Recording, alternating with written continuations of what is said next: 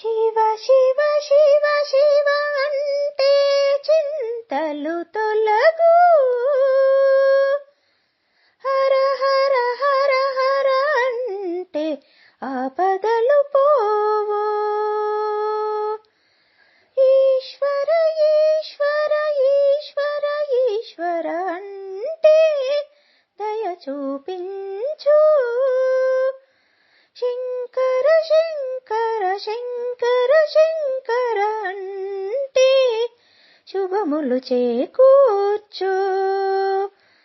పరమేశ పరమేశ పరమేశ పరమేశ అంటే పాపములు పోవు. పరమేశ్వర పరమేశ్వర పరమేశ్వర పరమేశ్వర అంటే పరుగులెడుతూ వచ్చు. మహాదేవ మహాదేవ మహాదేవ మహాదేవ అంటే మదిలో నిలచు.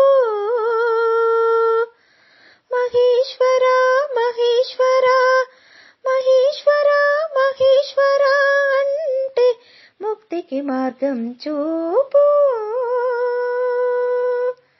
మహేశ్వర మహేశ్వర మహేశ్వర మహేశ్వర అంటే ముక్తికి మార్గం చూపు. ముక్తికి మార్గం చూపు.